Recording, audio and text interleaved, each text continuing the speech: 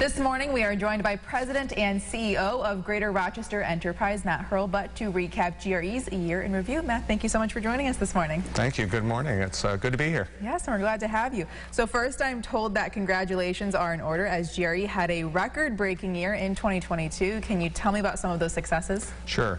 Yes, we set another record in 2022. We had 40 companies announce $1.2 billion of new capital investment, hiring over 3,800 people throughout the Greater Rochester region and keeping just over 1,400 jobs. And that's companies like Li-Cycle, La Fermiere, Vuzix, as well as companies that are expanding in the region like Edwards, Optimax once again, and Corning. And that's just the tip of the iceberg from what we're seeing. Yeah, I can only imagine. And what do you think is driving the success and all of the results you're seeing?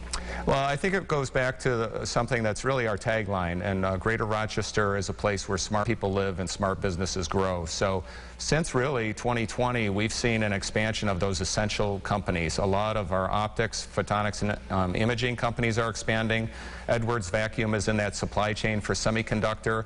Baldwin Richardson Foods, who's expanding in the food and beverage processing arena. We've seen packaging firms expand, as well as some of our software cybersecurity companies expanding, doing research and development in fuel cell technology at Plug Power and Ionomer. So why do you think business leaders are choosing our area in Rochester to expand?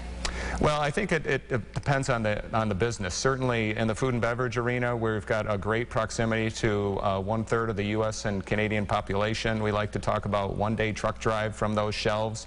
That's very, very important. We also have a great growing climate here with outstanding production in our local agricultural sector, very efficient farming.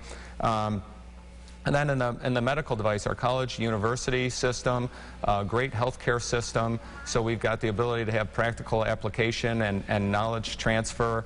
And then those core industries, going back to Kodak's expertise in material science capabilities, Xerox technology, Bausch & Lomb, who's expanding and also hiring in the region. So all of that helps create a great place to do business, something we talk about, that connectivity. We're one of the larger metropolitan areas in the United States, but also have that ability to connect, to go from prototyping to commercialization to scale, and be very profitable, especially compared to our higher cost metropolitan markets in New York and Boston and San Francisco. You can earn profits of $1 million a year more here in Rochester than you can for a similar enterprise in those communities. So all told, that helps us tell our story, and we're one of the reasons why we're here is telling that story. We've brought many of those firms, Vuzix, Working Man, and so many others, Li-Cycle, to you to help tell that story of Rochester, and we think we're going to be very busy in 2023.